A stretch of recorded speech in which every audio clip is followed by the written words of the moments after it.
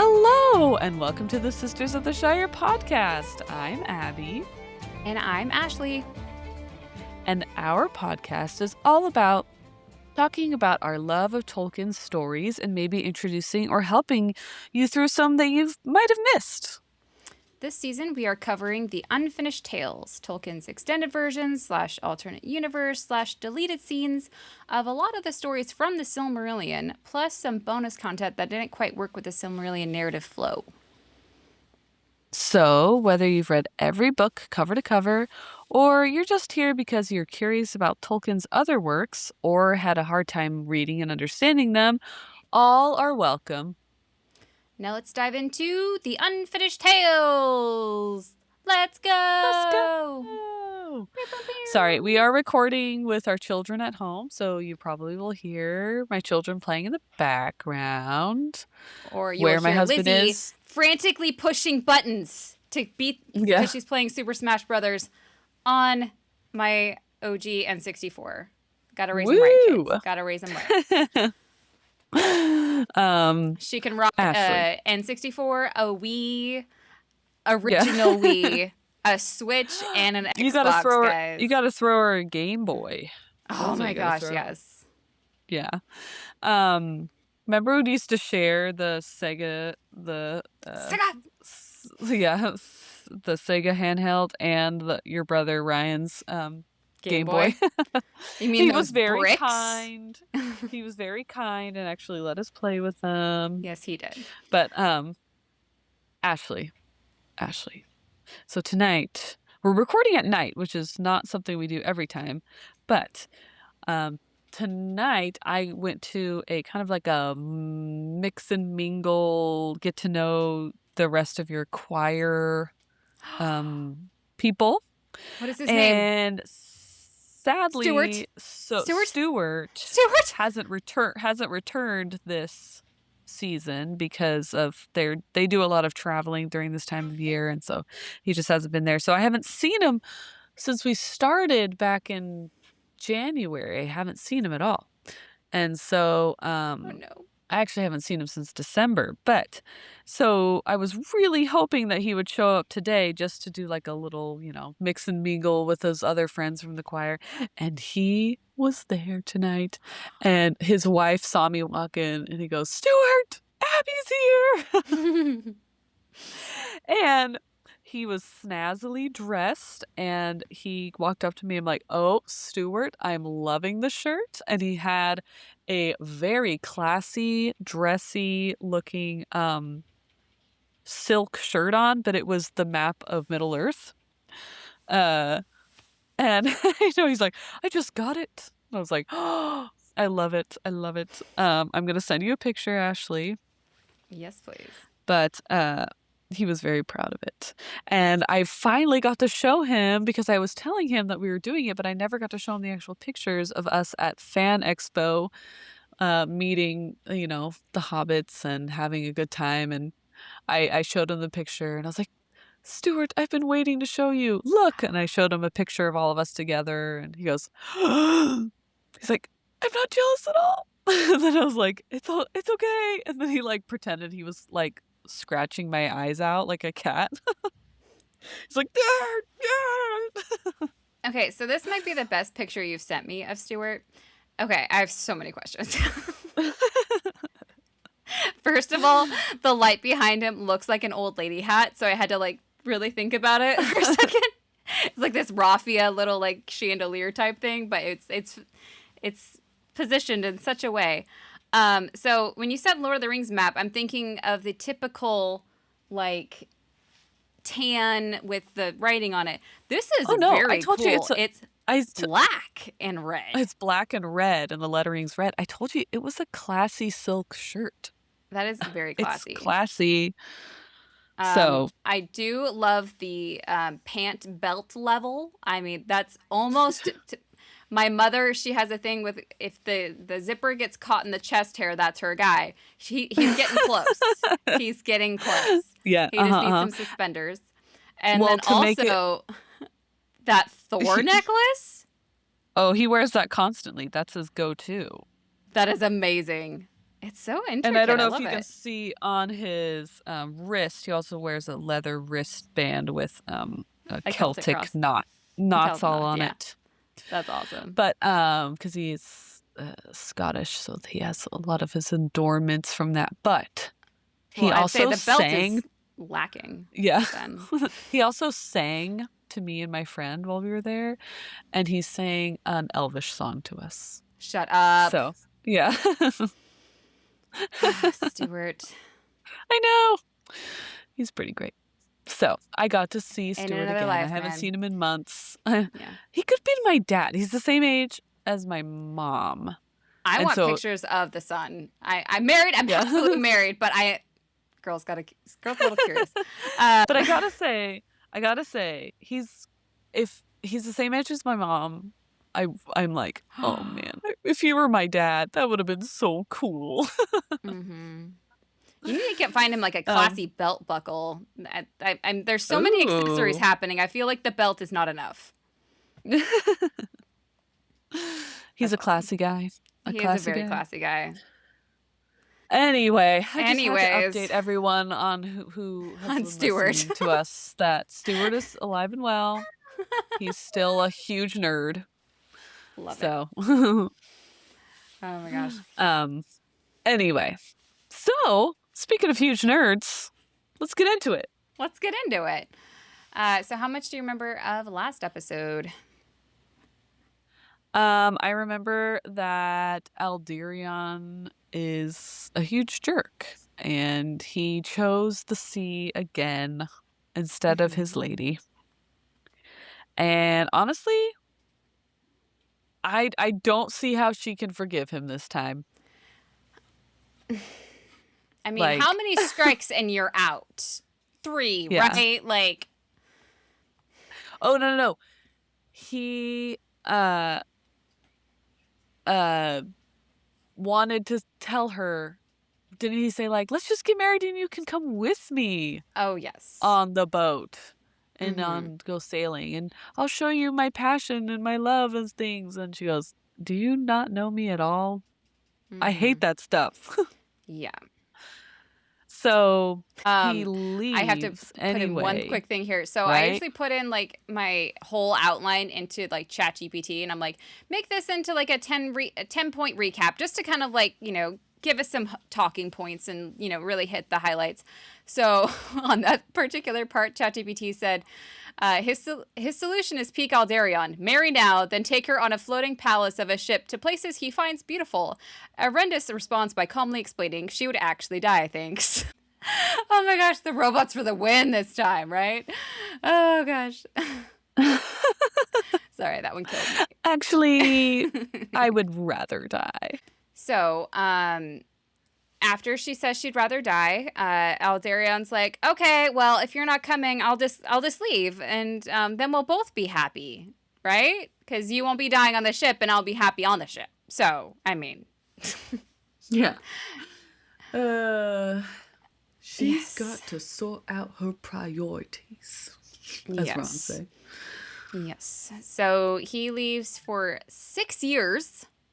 And he returns with some weird vibes. Like, they tried to come home, and they kept getting, pushed up north. They tried to come home, pushed up further north. Like, they're in the freaking ice Hellcarax region.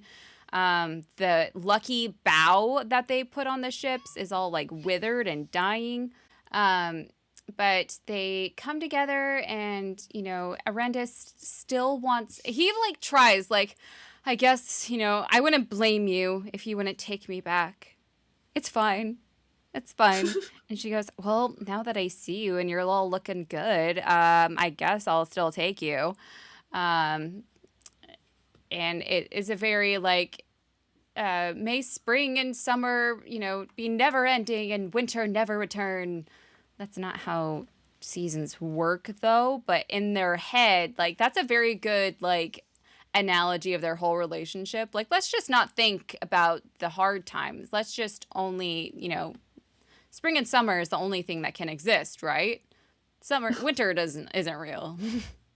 Winter's Reality. a metaphor for hard times. Yes. So that's basically where we left off things. Okay. With their hopeful words of spring and summer beginning and may winter never return, the wedding date all of Númenor has been waiting for is finally announced. When do you think their wedding's going to be? What kind of wedding are we having? We're having a spring wedding, summer wedding. A spring wedding. It's a spring wedding. I mean, it's very appropriate for them. So in the year 1870, for some reason, things can't be like hundreds. They have to be like 1000s. In the year 870, my apologies, of the Second Age, Aldarion finally put a ring on it and married Erendis in the royal city of Armidalos. Mm. They did it. Finally. Quote, and in every house there was music, and in all the streets men and women sang. Aww. That's nice. Do you remember that amazing 90s movie, Runaway Bride? Yes.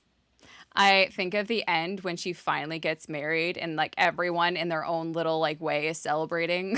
Oh yeah, like she did it. That's like, yes, that's exactly the scene I was thinking of. Yeah. Now, are we given any details of this beautiful sounding wedding we've been waiting so long for? Do we get a description of the dress, of the flowers, of the vows? Nothing, Tolkien. No. Nothing. You get nothing. Nothing. Goodbye, sir. Yes. So no, good day, sir. That's what he says. Good day, sir. I was like, that doesn't sound quite right. Yeah. So instead of telling us about this beautiful sounding wedding, they go right to telling us about their honeymoon of sorts. I don't know how much you know about. It's not that kind of a honeymoon. Think of more like royal honeymoons where they like tour their area. I forget what it's called. A royal they go tour. On, yeah, a royal. Yeah, shut up.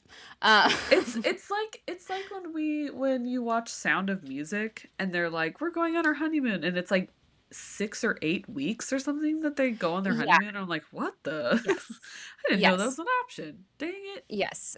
I love the Tudor era, and that's a very like when the king gets married, they go on. Royal tour. There's another word for it too, though. I can't think. On progress or something like that, where they like Fancy. Just visit other areas. And it was like an honor to be able to host the king and queen in your house for their tour. Fancy. But that's what they refer to as their honeymoon. Can you imagine having your honeymoon like on the go, nonetheless, but also like in a stranger's house? Like, because like, okay, think of like the person who's like maybe a little out of the way, but you know, they're not quite like, they're not royalty, obviously, but they're not, you know, rich, but they're rich enough that the king and queen can stay in their house. And so obviously like, oh no, please, your highness, take our room. So not only are you having your honeymoon in a stranger's house, but you're also probably sleeping in like your host's bed. Like, so romantic. So romantic. I will say, can I say something? Yes, please. Can I say? Yes, please. When I had our honeymoon, my husband and I, when we went on our honeymoon, we went to Southern California for our honeymoon. We went to Disneyland. It was awesome. Anyway, we were very not rolling in much cash then. We were, so we got a hotel for like one night, but then the other time we were there, our very dear friends, let us stay at their house because they weren't there. Like, we were just house sitting while they were on vacation. We like literally met them on a freeway while they were going one way and we were going the other way. And they're like, here's our keys. And we're like, okay. And then we like left and we stayed at their house. But so I did stay at a friend's house on my honeymoon, and they're like, you can stay in our bedroom, in our bed. And we said no, and we slept on an air mattress in their living room. I have so many comments to make, but it is not that type of a podcast. Okay, so Hey, we've Needless made to it say, to 17 years. We're all good. We're all good. you did. So Aldarion and Erendis leisurely travel their way through the island of Númenor. Now, if you remember, our star, our Menelaus, is in the kind of 3 o'clock range. Oh, the Star of Númenor? Of the star. Yes. Of the star. The island of Númenor is our star. Yes. Yeah. Sorry. So our Menelaus is around like the 3 o'clock, right? So the first stop we get to hear about isn't until midsummer. Married in the spring, we are now midsummer, when they arrive at a place we've been to before, Andúnië, where Aldarion's cousin Valandil had prepared a feast for the newlyweds. Andúnië sounds very familiar. Is that like mentioned somewhere else? Like, is it mean something? I feel like Andúnië or a very similar word. Andúril, and is west. Okay, keep going. I swear it's written somewhere else, but keep going. Well, that's also where Elendil was from. It's like where the faithful end up in the final days of Númenor. That the heirs of like Isildur. How do you spell it? And all the Andúnie. Andúnië. Okay. So if you remember our clock / star of island of Númenor, so our Menelaus is around like the 2 or 3-ish maybe, and Andúnië is like 9, so like way across. Okay. So a leisurely arrival makes sense. Now it describes a feast for these newlyweds, but I think feast is more closely like week-long party with feasting and partying, which was which is very common back like in like I'm thinking like medieval times, Viking Tudor medieval times, stuff like that. Quote, and all the people of the Westlands were gathered there for the love of Erendis and pride that a queen of Númenor should come from among them. Okay. Like, Westlands represent, that's our girl, yeah. Like, one of us. So, one morning during these feast festivities, Aldarion looks out of their bedroom window and he says, quote, see, Erendis, there is a ship speeding to haven, and it is no ship of Númenor, but one such as neither you nor I shall ever set foot upon, even if we would. She probably would never, Aldarion. I don't think you're quite getting that point. But who do you think it is? It's a ship coming, and that's not a Númenorian ship. Is it? No. Does he go late? No. Círdan, does he sail? No. I don't think he ever left Middle-earth until the very end. The very end, that's what I was saying. Like, yeah.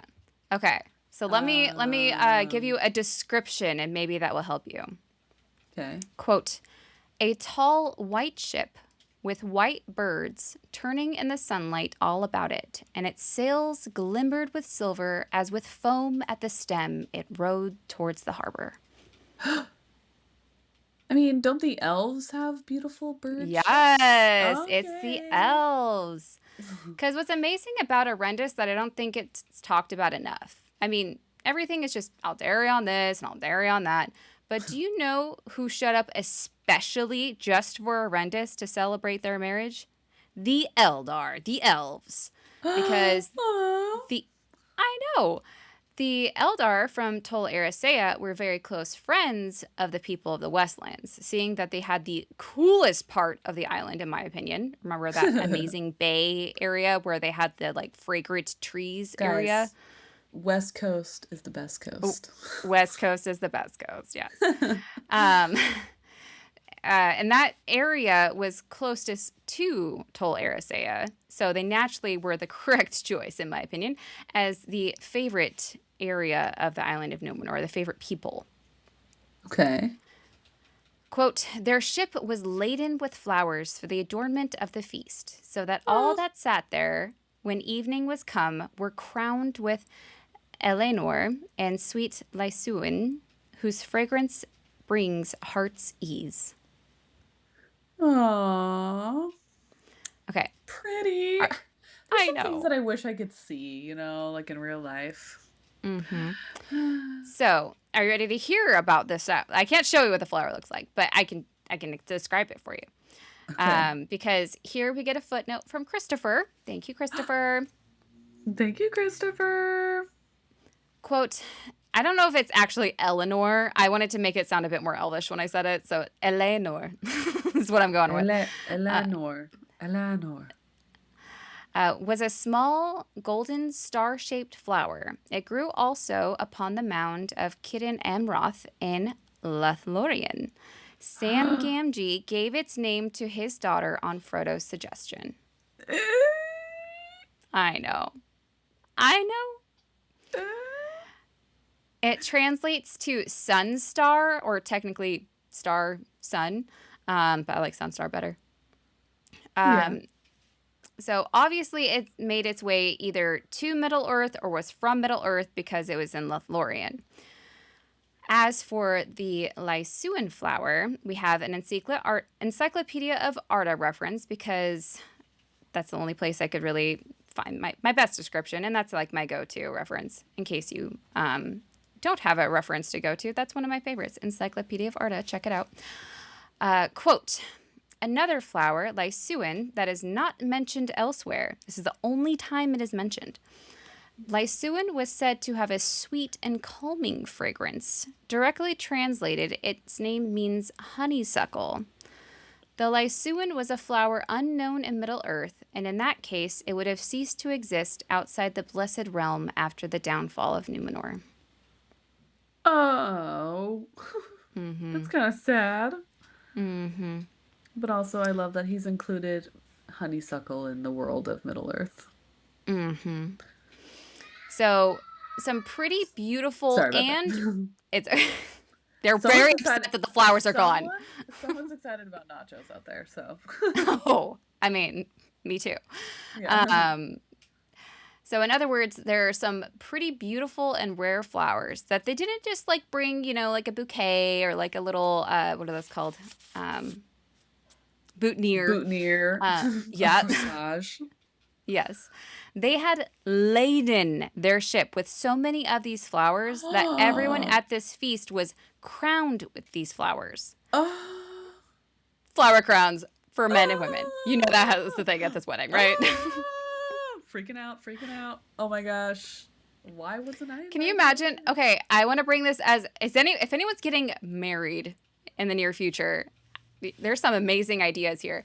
So they not only brought the decor and the wedding favors, because who knew flower crowns would be an amazing wedding favor, and also it's like an activity you could do at your table or something like that in between like the wedding and the reception kind of a thing. I mean, how cool would that be? The elves are teaching them how to make them. I know. I love this visual. I know. Loving this yes. For her. Not for him, for her. Yeah. So they brought the decor, the wedding favors. They also brought the music. Quote, Derek from the band? Derek from the band. I'm pretty sure he's dead at this point. Or actually, he might be alive. I forget when the crossover happens, but minstrels they brought also, singers who remembered songs of elves and men in the days of Nargothrond and Gondolin long ago. So like they even played the classics, They just was getting all of it. Wonderwall. Anyway, so Wonderwall. You would think the elves would have kind of kept to themselves and sat away from everyone, but in fact, they actually did mix it up, and they sat amongst the men, and they, I imagine there were lots of fun conversations that were had. And even though these elves were described as high and fair, they mixed in, but it was kind of obvious that who was elves and who was men, right? It was said, quote, that none were more fair than Erendis, and they said that her eyes were as bright as were the eyes of Morin Elithwen of old, or even as those of Alavalone. Ooh. So if you remember Morwen, that is Turin's mom, who was also kind of known as being a witch, but was also Elithwen was like, you know, elf woman. Like they thought she was an elf. That's kind of, yeah. And they were actually cousins. So this is actually kind of cool that people remember Morwen and her bright eyes enough that they're like, you know who that reminds me of? You got a bit of your cousin Morwen in you, you know. And that would make Turin and Tor second cousins of Erendis, just for the family tree of people out there. You got both in good and bad there. Okay, so Eldar. They're like, I mean, they would be the best wedding planners, really. They brought the flower decor. They brought the wedding favor flower crown accessories. They brought the music. So what else is missing here? Food. Did they bring food? They did not bring food. It's a wedding gift. I was shocked that there was not any mention of food. Or like terrible wine wedding if there's something. I know. Yeah. But we are going to talk about presents. Yes. Second guess was right. So the Eldar have to give good gifts, right? Like, I mean, Galadriel was an awesome gift giver. Anatar, I mean, it's kind of a bad gift giver, but he was the Lord of Gifts. So what do you think the Eldar brought the happy couple? Ooh. I will say they did a present for each. So husband and wife. Okay. Yep. Okay. I think for the lady, I think she got like some beautiful piece of jewelry. Okay. Or some beautiful piece of like clothing, like a cloak or something. And then for Aldarion, I think he got like a cool like weapon, like sword or something like that. Okay. Or I could see some both. sort of like things. mariner tool that's really cool, but it's like elven made. Sextant, a really cool sextant. Yeah. Is that a thing in Middle Earth? Really I don't think they use this. A really cool spyglass telescope thing. Mm-hmm. Yeah. Yeah. No, like, was I yeah, wrong? you're a man. You don't have our elf eyes. Use this device, I suppose. Yeah. You mere peasants use these. Imagine an elf using those. Yeah. You can it's like X-ray vision. Yeah. He can see behind everyone because he went all the way around the earth. Yes. And then it went around. Yes. And he saw behind everybody. I like it. Okay. So, unfortunately, your gifts were not even close. Very, like, good guesses, though. I feel like those were pretty spot on. I cannot with these gifts, though. Oh, man. I mean, I feel like my gifts, if I gave them those, like, I would be a great gift giver. Like, you would be you are a great gift giver. I am a good gift giver. I have not mentioned one time what my Christmas gift was from Abby's. Abby got me a microwave, like, warmy thingy, and it's so soft. It's like a stuffed animal thing that you can, like, put a part of it into the microwave and it turns into, like, a warming pad. But it's cuddly. Yes. But it's in the shape of a grilled cheese. It has little, like, legs and arms and little, like, cheese things coming off. Warm grilled cheese. And it's Ashley's favorite food, so I had to give her She gets me. a way She to gets me. hug a grilled cheese and not stain her shirt. It makes me so happy. I'm a great gift giver. Anyway. You are. Okay. So I feel like the gifts were maybe a little mixed. Like they should have swapped. Oh, okay. Like clearly they knew Erendis more than they knew Aldarion. Let's just say that. Like It was one of those weddings where you only knew the bride, not the groom. So you're kind of guessing, like, well, the bride likes this, so the groom should like something similar, right?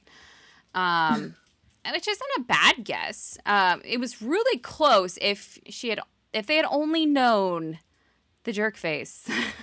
Is it like when Father's Day rolls around and they're like, here are your only options for a Father's Day gift: a monogrammed wallet, a like whiskey drinking A set flask? thing for a bar, Oh, yeah. or some golfing stuff. Yep. Oh So, no, you forgot the grill. Forgot the grill master set. grill Yeah. accessories. Yep. Yep. They brought him elven-made grilling accessories. That's what they're like, oof, I don't know. It's a toss-up of what he's into. Everybody likes this. Every man needs Yeah. this. Not quite. Like I said, I feel like this gift should have been switched. Okay, are you ready for Aldarion's gift? They brought him, quote, a sapling tree whose bark was snow white and its stem straight, strong and pliant as it were of steel, but it was not yet in leaf. So they brought him a baby tree. Oh. Huh. Yeah. Huh. I feel like Okay. maybe they're trying to subtly hint, like, hey, you know, you have to stick around on land to take care of this tree. Okay, so that's where you went with it. What do you think Aldarion's reply was to this gracious gift? Okay. It reminds me of in My Big Fat Greek Wedding, where the new Caucasian parents meet the Greek parents and they bring a bunt cake and like they hand it to her and she goes, what is it? And she's like, it's a bunt cake. And she's like, bunt cake. She's like, oh, it's nice. And then she turns around, she goes, there is a hole in this cake. Like she's like so bummed about it. That's why I feel always like, oh, a tree. It's nice. And then he turns around, it's like, there's not even leaves on this tree. What is this? Okay. What is this, a stick? They got me a stick. Okay. That's actually pretty good. But remember, he's a jerk, so you have to go a bit further. Oh, he says it to their face. That's what it is. Well, no, he's saying this to their face. Are you ready for this? Brace yourself. Oh, no. They're so Quote, nice. the wood of such a tree must be precious indeed. Oh, Like, no. let's go automatically to killing. Like, oh, that's a really cool tree. I wonder what it would be like if I killed it. No. And to the elves' credit, their reply doesn't come off as offended. I mean, I could certainly read it in a certain tone if they were. I mean, definitely could be offended. Okay, so the wood of such a tree must be precious indeed. And I could just like see the blinking eyes for like a second, like The gasps, like, yeah. Yeah. But they replied, quote, maybe, we know not. None has ever been hewn. It bears cool leaves in summer and flowers in winter. It is for this that we prize it. you. I don't know, Dubby. You Savage. We don't cut down this special tree. Did you not hear us? It literally has cool leaves in the summer and flowers in the winter. It defies all seasons and is magical. Why would you want to cut it down? Yeah, they take it back. Like, oh, how dare you. Like, that's what I'm saying. Like, they thought of, if they knew Erendis and were like, she loves trees. They are just so sacred to her. She just loves them. She would never cut down a tree, right, guys? Like, she would never. Like, let's give her husband must be the same. Let's just give him a baby tree. And then they could, like, our love fern. Yeah. She, like, the elves take it out of his hands and give him to her, and they like look at him and they like act like they're like covering the twig's ears, like, you didn't hear that, it's okay. Oh gosh. So what did she get? What Freaking did she get? freaking Aldarion. Okay, this might be An one of the most elf romantic wedding haul. I want to presents I've know. ever heard. Elf and It gift haul. I want to know what she yes. got. Okay. So again, take this as wedding advice because actually this was a very it's like probably one of the most romantic wedding presents I've ever heard. Quote, a A new pair of husband? birds. I wish. An annulment. You'll thank us Yeah. for this one A day. prenup. Yeah. Okay. Real. For real, though. Quote, a pair of birds, gray with golden beaks and feet. They sang sweetly one to another with many cadences, never repeated through a long thrill of song. But if one were separated from the other, at once they flew together, and they would not sing apart. Oh. So sweet. She gets both gifts. He doesn't get it. Right? Yes, I agree. They're both for her. Okay, so Erendis, obviously not a jerk face like Aldarion, she asks the Eldar, how shall I keep them? Not like... Okay, so Aldarion, if the gifts had been switched, would have been like, I'm sure their feathers would make a nice pillow, or like, Yeah. what does their meat taste like? Or like, Yeah. I'm sure they could be trained to kill. Let's do that. Like, Yeah. freaking Aldarion. Okay, the Eldar just continually amaze us with their random magicalness, because they're not always magical. They just sometimes are. It's very, few and far between. So they say to Erendis on how to keep them, quote, let them fly and be free, for we have spoken to them and named you, and they will stay wherever you dwell. They mate for their life, and that is long. Maybe there will be many such birds to sing in the gardens of your children. Oh. Like, That's the sweet. more heartfelt this gift gets, the more I think this couple doesn't deserve it. She deserves that. It's wasted on them.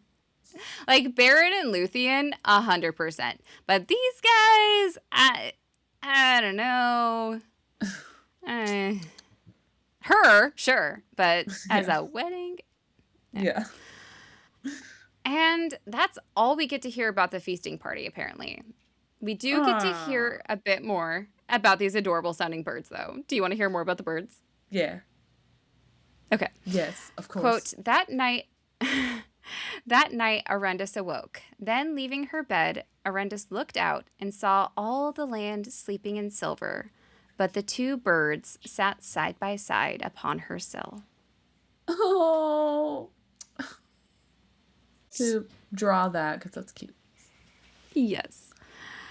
Okay, now that the honeymoon is over, they head back to Armenelos, where, by the king's wishes, the heir, Aldarion, would live along with his new wife, obviously. Quote, a house was prepared for them amidst a garden of trees. There the elven tree was planted, and the elven birds sang in its boughs. So the gifts go together. I know. A partridge in a pear tree. Good thing they only gave her Two turtle doves. There's so many birds. Two turtle doves and a partridge. Yeah. So there's three birds in the tree? I'm so confused. Okay, Yeah. anyways. There's a lot of birds in that song. A lot of birds in that song. Okay, so somehow 2 years go by. It must be uneventful because Tolkien has nothing to say about them. Just flash forward 2 years. Okay. Okay. And we don't get to hear about their first fight or anything, which is weird. Because, the first fight in a marriage is always the stupidest fight. You leave your socks all over the floor. Why don't you ever put them in the laundry basket? Yes. 9 times out of 10. Okay. Well, 2 years. What do you think has happened in the 2 years? Why have we stopped at 2 years? What event has occurred 2 years after being married that we would want to, I don't know, give forth some news? Oh, are they gonna have a baby? They're gonna have a baby. They're gonna have a baby. Because thank you, Lizzie. So, quote, in the spring of the year after she bore to Aldarion a daughter. A daughter? I bet she's gorgeous. Even from birth, the child was fair and grew ever in beauty. The woman most beautiful, as old tales tell, that ever was born in the line of Elros, save our Zimrafel, the last. That's a gorgeous baby. That's a gorgeous baby. And again, springtime with this couple. They got engaged in the spring. They marry in the spring. Now their first child is born in the spring. Like, the timing couldn't have been that perfect, Tolkien. That requires our... Spring, and spring, says Lizzie. So, in case you didn't know who our Zimrafel is, that's okay. It might sound, not very familiar, because you might know her by another name. Okay. Does the name Muriel sound familiar? Muriel, the queen of Númenor. Yes. So she was the queen when the wise king Tar Palantir died, one of the last faithful. And she became queen, or she should have become queen, but instead his nephew Pharazôn usurped the throne and forced Muriel to become his queen. Then they started doing the R instead of the tar, and it became like a whole thing. And they lost faith, and our Pharazôn, tried to overtake Dalinar, and she was on the island by herself when the downfall came. So. Okay. Sad. But anyways, this baby is the second most beautiful baby ever on Númenor. So that makes her pretty much the fairest in the land as of right now. The fairest of them all. The fairest in the land. Yes. Even as a baby. I know. Are you ready for this baby's name? Okay. It better match, because I hate when the names don't match, like calling your daughter Morning. Or no, the ones that don't sound elvish and they're kind of funky, oh, this one sounds elvish. Okay, good. There was one. What was the one that sounded it ends with an O or some one of them sounded weird. But I'm like, ew, no, I don't like that. Saronto. One. Yeah, that one. Yeah. Ew. Yeah. Get out of here. Yeah. Okay. Anyway, no, this baby's name is a good one.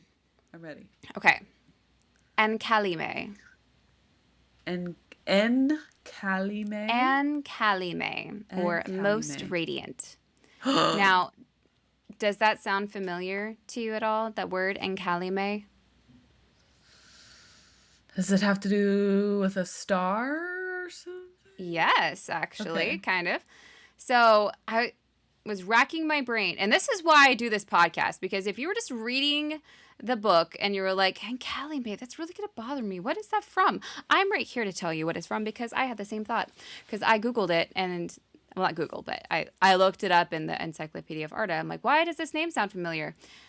It is because the word Ankalima is the word you're thinking of, which is what Frodo says to the phial of Galadriel to light it up. So he says, Aya, Erendil, Elenion, Alikalima, which is Hail, Erendil, brightest of stars. So Ankalima means very bright or brightest. Ankalime is most radiant or most bright. They are very similar. They're almost identical. The only difference in the spelling is our girl Ankalime ends with an E, and the word Ankalima ends with an A. The Ankalime is just the feminine version, basically. Ankalime.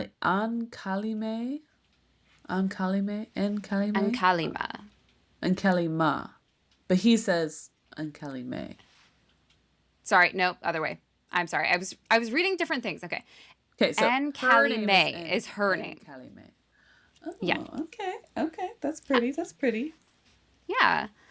And interesting, I just thought of this now. we're going to talk about it in a second, but Aldarion's original name, because he wasn't born Aldarion, his name was like, I'll just look it up now. It was having to do with the sun, devoted to the sun. Oh. So lots of sun, lots of light, lots of things happening.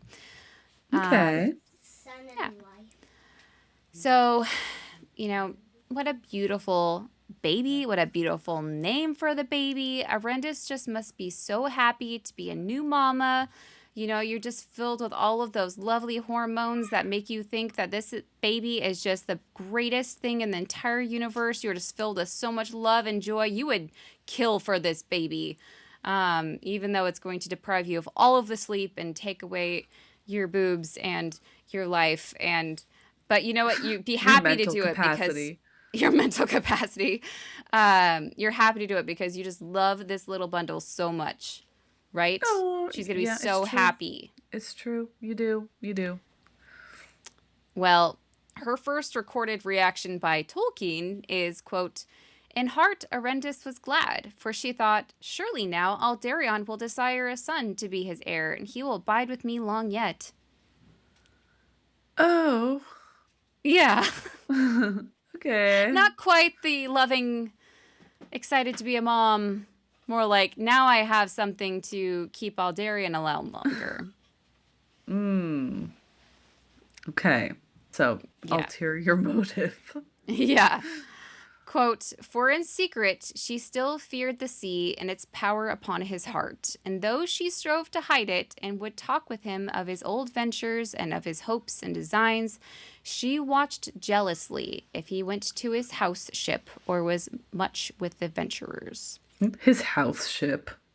His clubhouse. I know. It's a houseboat. It's his houseboat that like bachelors have when they're like divorced and then they're like they live in a You mean in houseboat. like what is that? Sleepless in Seattle or You've Got Mail You've or Got Mail. Well, Sleepless in Seattle is technically a houseboat too. True.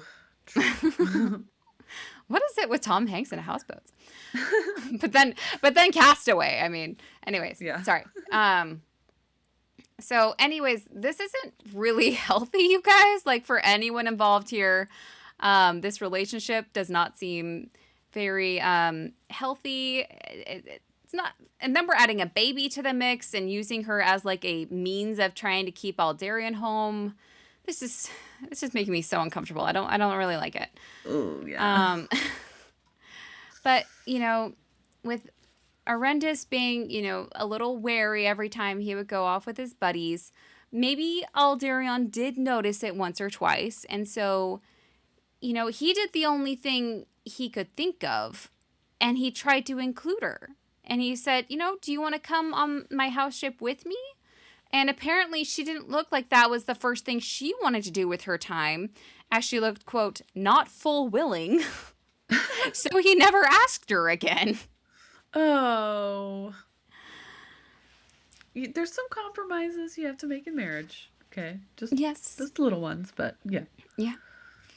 So he did the only thing he could think of to, provide a solution for this problem. And he just spent more time away from her. That's the great best thinking, answer. Aldarion. Yes. Of course. So he focused on his duties as mastership of forests. They had enough timber in Númenor for now, mainly due to his excellent foresight and planning. But the population on Númenor was continuing to grow, and with more people means more houses and more wooden tools and wooden toys and wooden, whatever people need the wood for. Now, you might ask, why can't they build their houses out of stone or of straw? They want their houses made of wood. And they want their tools and everything else made out of wood because they did know how to... Well, I mean, they did know how to work with stone and metal. They actually learned that craft from the Noldor sometime throughout their history. But, quote, Númenorians loved things fashioned of wood, whether for daily use or for beauty of carving. Oh. Which is Okay. interesting to think about, given that they're like main monuments and like art forms and architecture. I think of stone every time. You know, you think of True. like the Argonath, and you think of the I mean, I forget what the actual word is. Like the little like what did I have in my head, like colossum or something, like the wood the stone carvings on Númenor. Like everyone has like a Oh different yeah. artistic rendering of it. I think David Day has a really good one. I think Kip Rasmussen does as well. Yeah, stone again though.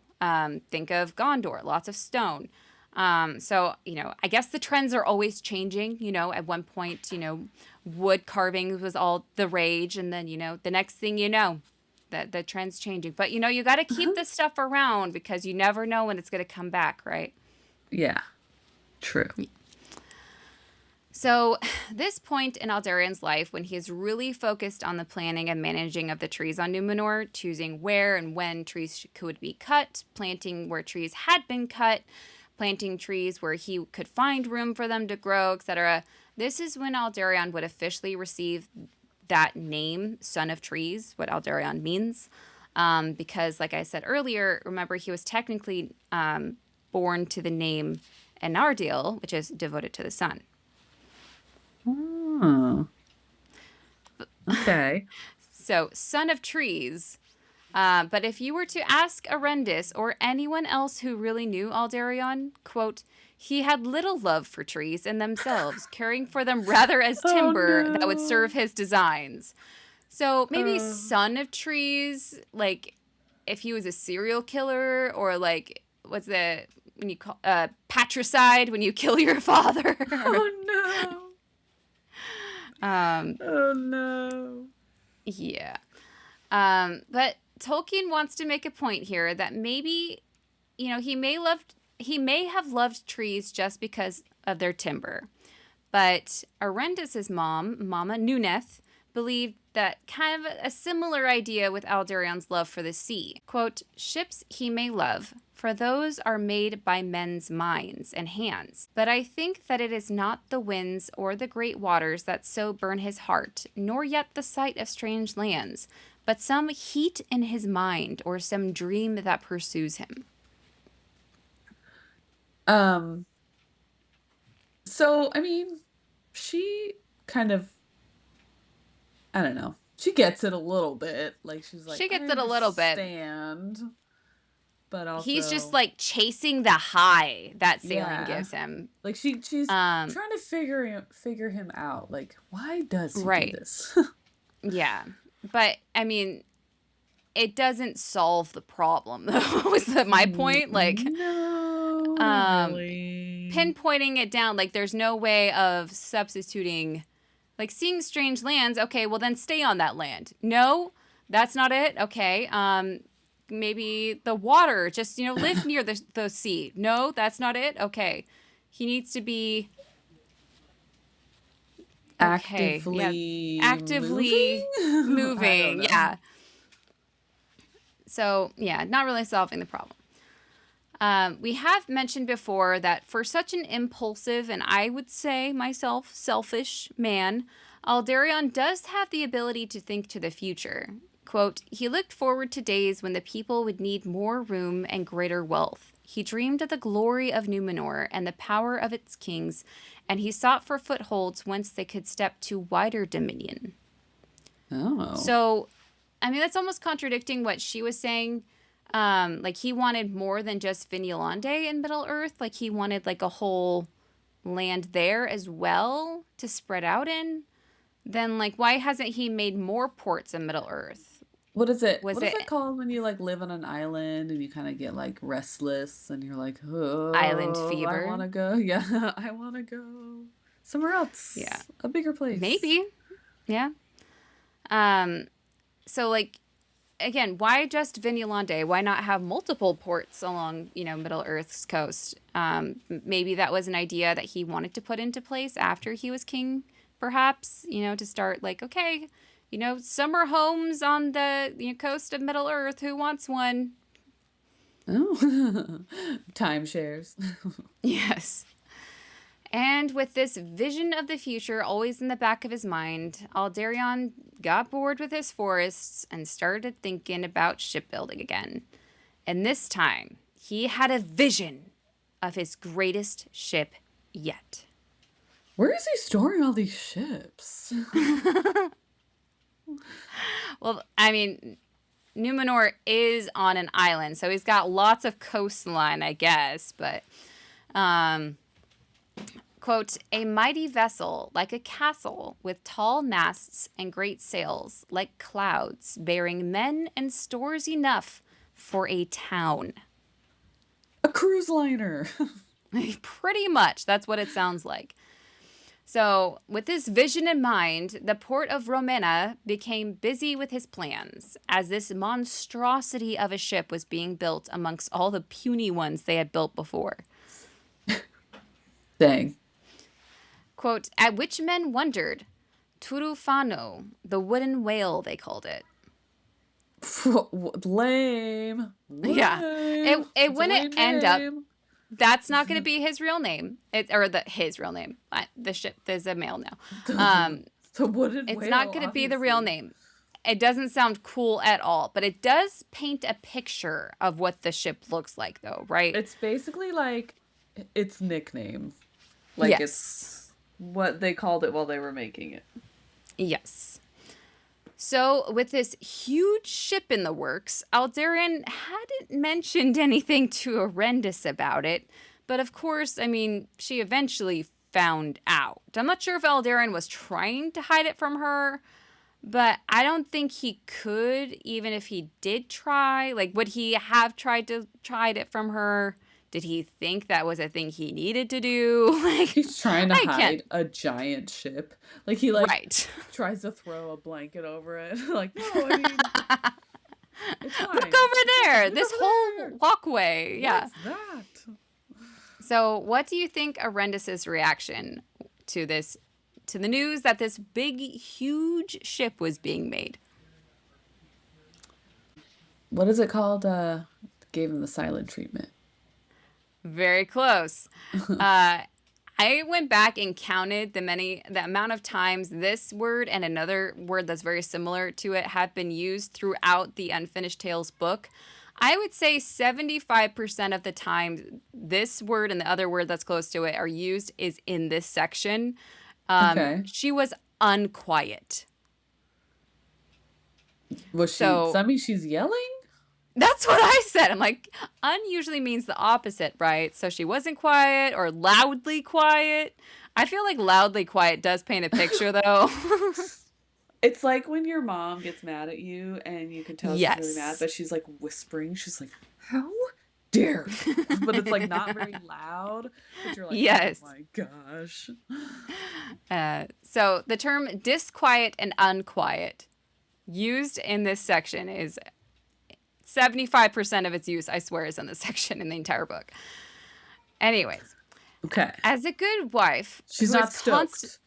No, she's not stoked, you know.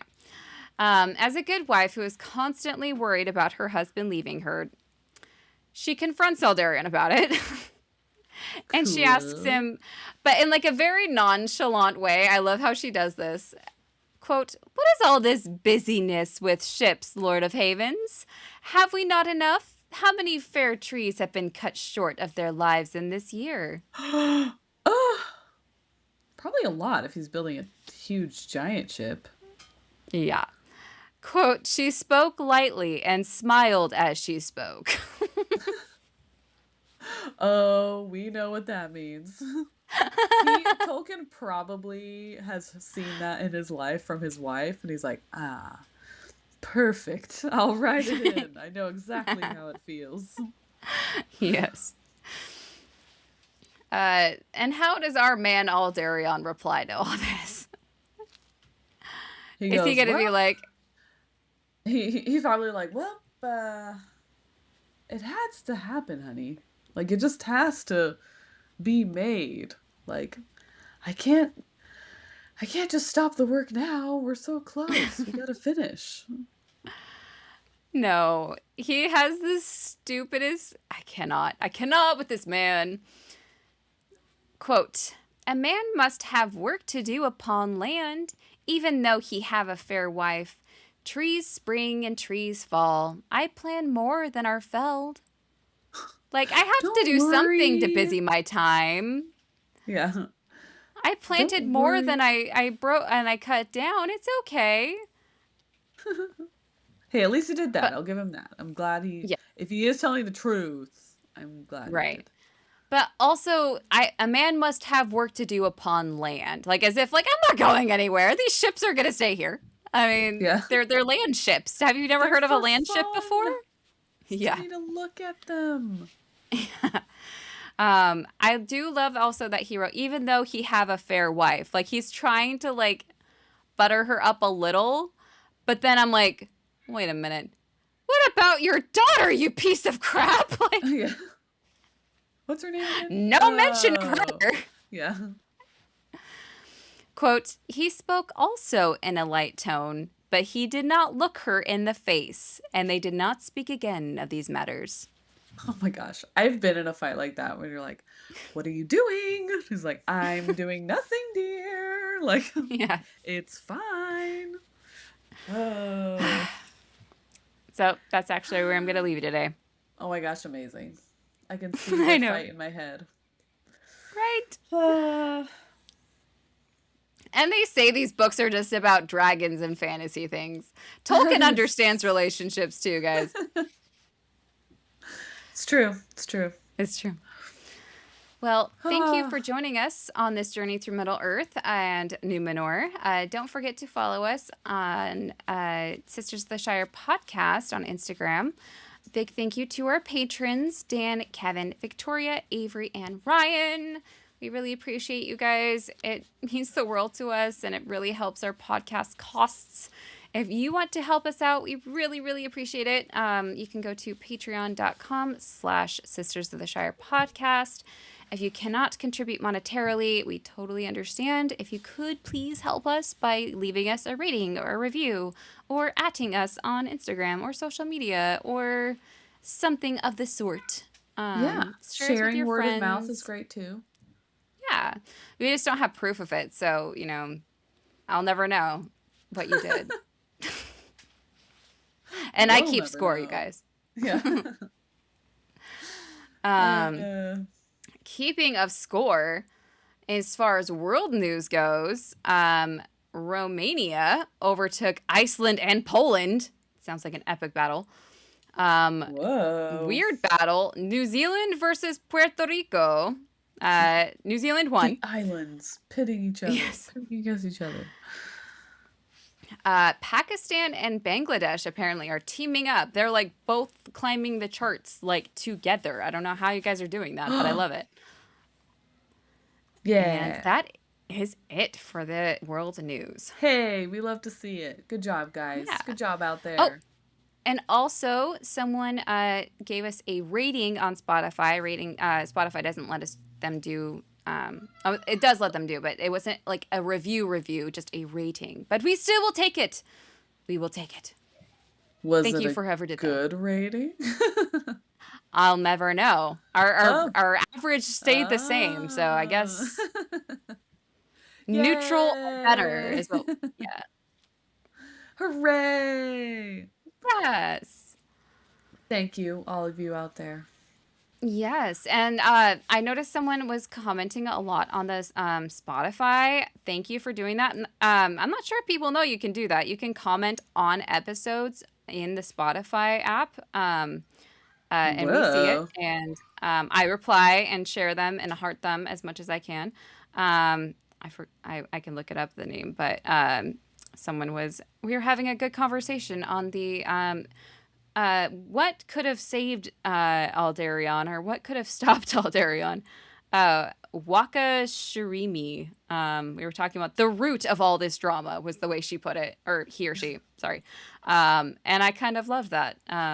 She had oh my gosh, I don't know who, I'm sorry. I don't know if you're a boy or girl.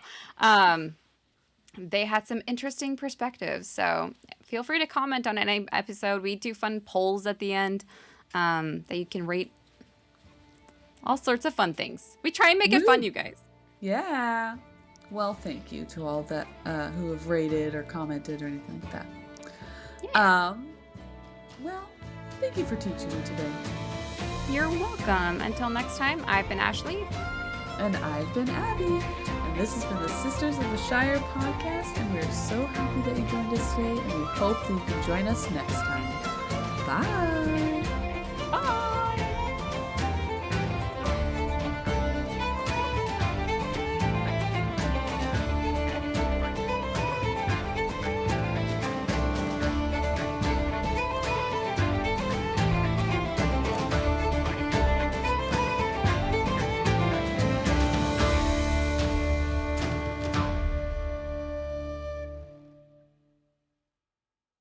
Thank you for teaching me a day. Yay!